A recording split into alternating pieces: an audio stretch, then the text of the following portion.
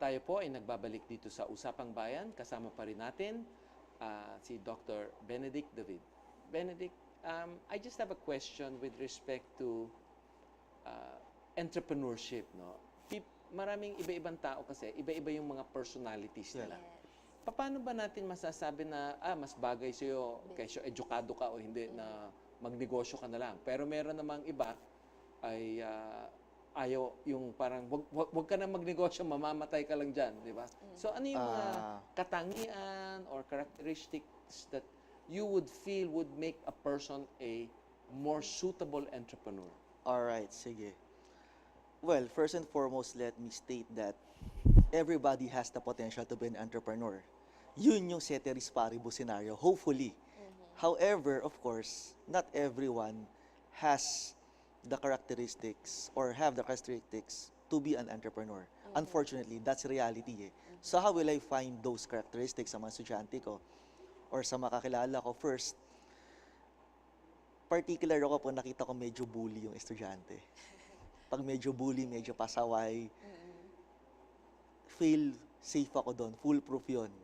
Kung gusto nila mag-business, so far, I'm only teaching not that long. Pero so far, yung mga bully na estudyante ko sa college, I cannot speak for the high school, yung medyo bully ng konti, they do become at least relatively successful. Hindi man sa entrepreneurship, but in what they do. Bakit? Kasi yung persistence nandun eh. You just have to channel it on something that is good and that will benefit everyone. Maybe creating a product. Kasi andun yung persistence nila, andun yung pagiging matyaga eh. Andun yung hindi sila sumusuko, yung matitigas yung ulo, di ba? You just have to rechannel it. Something na hindi nakakasakit ng iba. Yun yung una ko nakikita. Secondly, yung may mga bagsak na estudyante. I know it's a cliche. I know it's rather, unorthodox. Pero pag yung mga matataas yung grades, not all, I cannot speak for all of them. Pero usually may mga bagsak, sila yung mas successful because they know how to rise. I know people na matataas yung grades pagdating sa actual practice, wala. I'm not saying na hindi importante maging cum laude ka or with honors ka. Ang importante na naman matapos mo yung pinag-aralan mo eh. Matapos mo yun eh. Hindi natin sinasabi na huwag mo tapusin, syempre. Pero matapos mo lang siya, that's fine. Ngayon, yung grades is just a 3-digit number. So para sa akin, mas importante yung sinasagot ko yung answer na, okay, itong estudyante na to, medyo bully siya, pakakalmahin kayo sa channel ko yan. Tapos medyo failing grade, aalalayan ko na.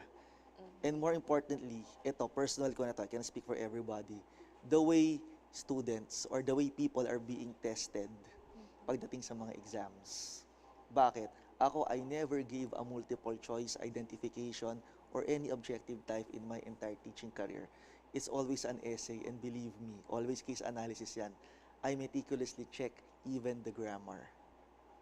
Why? Doon ko makikita ano yung nasa isip nila. No right or wrong answer.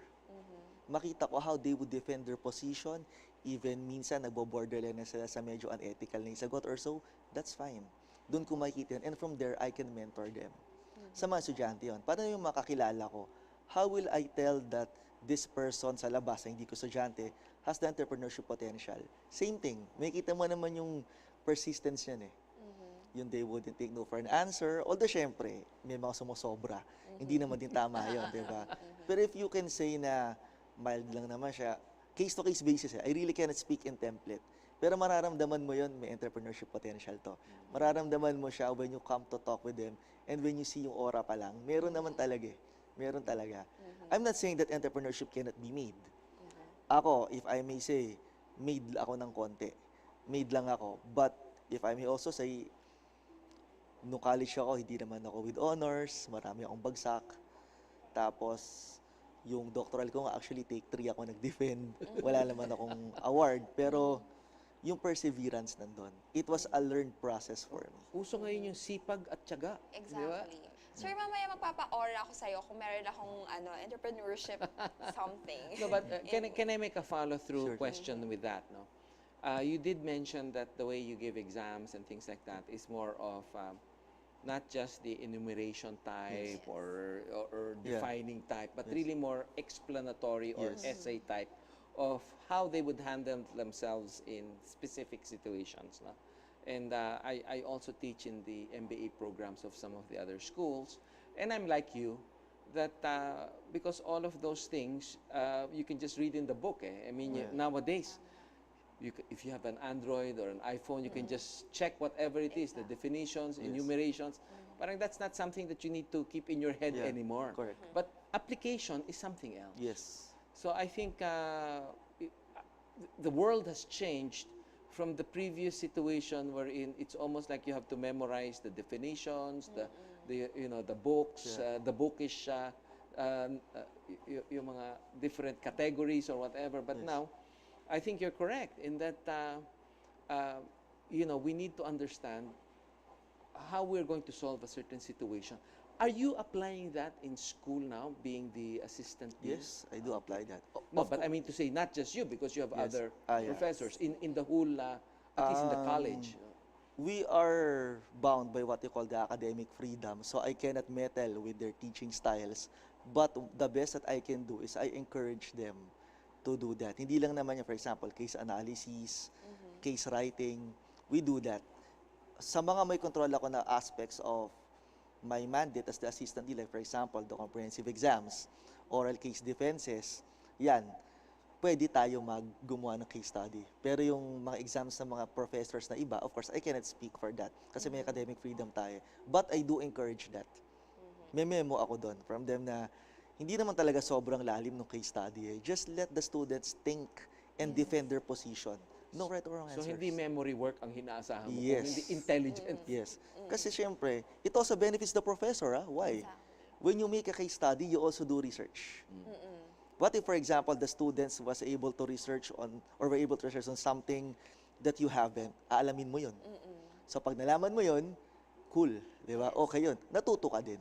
It's a two-way process. Kasi kung memory work, titignan mo sa libro, meron kang rubrics doon, tapos. Unlike kung research work, you also tend to dig deep on how the students came up with this answer. Sir, ano po ba dapat maging mentality or guiding principle ng isang businessman? For me, as a businessman, you have to be keen. You have to be keen and sensitive to your environment. It's not just about you. When you're a businessman, yeah, it's about your passion, it's about your competence, but it's about the environment that you live within.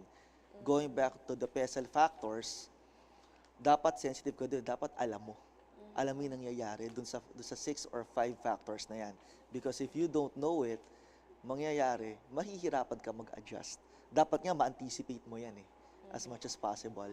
Talagang, if you're a businessman, yeah, there's the timing, there's everything, pero dun papasok yung education. Kasi natutunan mo sa eskwelahan mag-research. Natutunan mo sa eskwelahan mag-aral at mag-anticipate. Natutunan mo dun gumawa ng mga mathematical models kahit papaano, di ba? Mga statistical models. So from there, you tend to learn and apply it in your actual business practice. Sir, what can you advise naman those students na parang napipilitan lang to take up a business degree? Like for example, meron po tayo syempre mga families na with businesses, tapos they are hindi nga urging pero pushing their children to take up a business degree para mapagtuloy yung business nila. Ano po ma-advise nyo sa kanila? And for the parents as well. Well, ako personally, if you are being handed down with a business, why would you look for anything else? Just nourish it and flourish it, di ba? Blessing na yan Blessing na yan. Might as well accept it. Di ba? Kung hindi mo siya gusto, sige, we respect that. Pero advice ko dyan is, tanggapin mo. And you nurture it. But when you nurture it, umpisa ka sa grassroots. Ngayon, sa mga parents naman, nag-umpisa kasi mula sa pagkabata Ako, my father taught me na pinagbebenta niya ako dati ng mga lapis, yung mga ganun. Sabi niya, pag sobre lapis, benta mo na lang yung mga ganun. Simple things. But it will make, or it will take you rather too far. Inumpisa sa pagkabata pa lang. Pag ang isang bata, nakita, okay, my father's an executive, my father's a vice president, yun na rin ang mindset niya. Yes. My father's a medical doctor, that's fine. That's fine. Problem is, yun rin yung magiging mindset niya. Teach the kid to multitask and to multi-think, if there's such a term. Multi-think, na habang nag-work siya or nagninegosyo siya, pwede mo naman pagsabayin yan and nag-aaral siya. So sa parents, yung advice ko, sa mga kabataan yan, particularly sa millennials, being the majority of our population these days, for me, mag-aral pa sila. Not only the theories and academics from school, pero yung history, Yung history that, okay, I will not be like that or this person, but I will be this person. And be contented. Because entrepreneurship is having the appetite to grow, pero being contented with what you have for the moment. Appreciate mo muna yung meron ka. Then from that, you grow. Parang ano yan eh, parang sa inatinan ko na church yan eh. One of the pastors told me, nawala yung isang slice ng pizza. Nandun lahat ng mga pepperoni toppings. Meron ka pang 7 natira, pero konti lang yung pepperoni toppings. Hahabulin mo yung isa for the 7? No. Forget that one. Kahit siya yung pinakamasarap. May 7 ka pa eh. Work on that and how to nourish it. Pagpatong-patungin mo yun. Diba? Gusto mo makagawa ng 7 or 8 decker na pizza, gawin mo. Innovate with what you have. Don't aspire with something na hindi mo catch or hindi mo dig. But rather, kung ano yung meron ka, doon ka mag-work. Then you benchmark it with the style. You don't benchmark the process eh. You benchmark the style. Yung style nila. Well, Dr. David, we're almost at the All tail right. end of our program. And I presume you are encouraging people to become entrepreneurs. Definitely. And what would be the best advice you can give to would-be entrepreneurs? My best advice, stay in school. Stay in school still. Why? Regardless of what your professors will tell you, whether in theory or in practice, by the end of the day, you will apply that after you graduate. Mag-work ka muna or gusto mo magnegosyo ka agad, it wouldn't matter. Yung theory mo, magagamit mo rin yan nevertheless. Hindi lang naman yung nabasa mo sa libro eh. Yung lessons na tinuro ng professor, yung pakikisama sa kaklase, yung nilibre ka ng Jollibee, nilibre mo ng Jollibee, nag-absent ka, binaribe mo yung groupmate mo na mag-report on your behalf, yung mga ganung bagay. Those little things, all the simple things, no matter how trivial those antics, so to speak, are, still it counts. Still it counts. So stay in school. Well, you've heard it straight from the horse's mouth. Yan po ang isang makabuluhang diskusyon kasama ang ating guest for tonight, si PLM Assistant Dean for the Graduate School of Business, Dr. Benedict David. Maaari niyo po kaming i-follow at i-like sa aming Facebook page, Usapang Bayan. Ako po si Rach Marquez. Ako po si George Chua. Samahan niyo po kami muli sa ating susunod pang episodes dito sa Usapang Bayan.